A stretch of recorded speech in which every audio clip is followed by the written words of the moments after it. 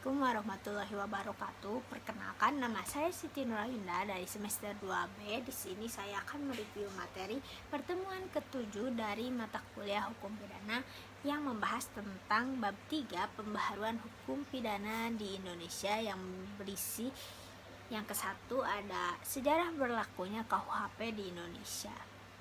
Berasal dari WPS Belanda melalui pasal 75 RR Junto pasal 131 sejak 1 Januari 1918 berubah menjadi WPSNI. Selanjutnya melalui UU nomor 1 tahun 1946 WPSNI berubah menjadi KUHP. Yang keempat ada metode pembaharuan KUHP. Yang pertama ada evolusi atau evolusionis, yaitu pembaharuan yang dilakukan dengan cara menyelipkan pasal-pasal baru dalam KUHP. Contohnya UU nomor 7 tahun 1974 tentang peneriban perjudian. Yang kedua ada kompromis, yaitu pembaharuan yang dilakukan dengan cara menambah atau menyelipkan bab baru dalam KUHP. Jadi apabila ada aturan baru, cukup dengan cara menambah atau menyelipkan saja. Misalnya UU nomor 4 tahun 1976 tentang sarana dan prasarana penerbangan. Yang ketiga ada global, pembaharuan hukum pidana yang dilakukan secara keseluruhan, baik hukum pidana material maupun hukum pidana formal. Contohnya yaitu UU nomor 7 darurat tahun 1955 tentang tindak pidana ekonomi yang mengatur baik pidana formil maupun pidana material. Selanjutnya ada alasan praktis. Di masa ini masih banyak sarjana hukum di Indonesia yang tidak mengerti atau menguasai bahasa Belanda secara lancar. Padahal teks resmi yang asli dari WPSNI adalah bahasa Belanda. Sehingga ketika diterjemahkan ke dalam bahasa Indonesia, terdapat terjemahan yang beraneka ragam yang dikhawatirkan akan terjadi terjemahan yang menyimpang. Selanjutnya yang terakhir ada alasan adiktif. Sebagai bagian dari bangsa-bangsa di dunia, Indonesia wajib memperhatikan asas-asas dan nilai-nilai yang sifatnya universal secara internasional dan memasukkan asas dan nilai tersebut ke dalam KUHP yang nanti akan berlaku. Yang ketiga ada cara-cara melakukan pembaharuan KUHP. Yang pertama ada kriminalisasi, suatu proses pembaharuan di mana suatu perbuatan tadinya bukan merupakan perbuatan yang dapat dipidana, tetapi karena perkembangan masyarakat menjadi perbuatan yang dapat dipidana atau penciptaan delik baru.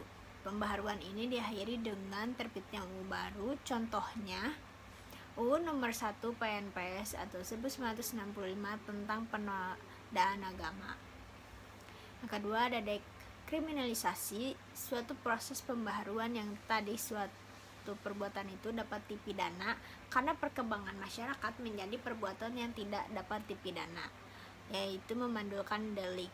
Contohnya pasal 534 KUHP terbatas hanya pada petugas atau penyuluh keluarga berencana atau bersifat terbatas. Yang ketiga ada rekriminalisasi, yaitu suatu perbuatan yang tadinya dapat dipidana karena perkembangan masyarakat menjadi tidak dipidana, kemudian karena perkembangan masyarakat pula maka perbuatan tersebut menjadi dapat dipidana kembali.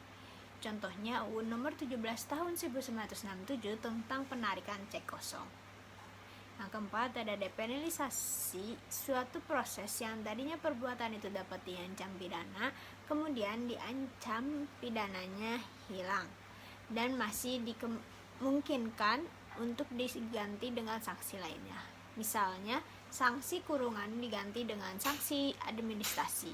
Yang kelima yaitu ada mitigering, suatu proses pembaharuan yang tadinya suatu perbuatan dikenakan sanksi hukum yang berat diganti menjadi sanksi yang lebih ringan. Contohnya pidana mati diganti dengan pidana seumur hidup. Yang kedua ada alasan diadakan pembaharuan KUHP, yaitu ada alasan politis.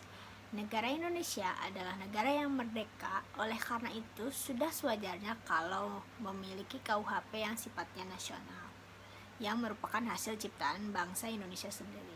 Dengan menggunakan KUHP warisan kolonial Belanda, dapat diartikan bahwa secara politis Indonesia masih dijajah Belanda.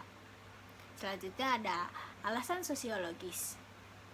Dalam KUHP warisan kolonial Belanda masih ditemukan atau terdapat nilai-nilai budaya dan agama di Indonesia yang tidak teratur dalam KUHP, bahkan tidak mendapatkan pengaturan.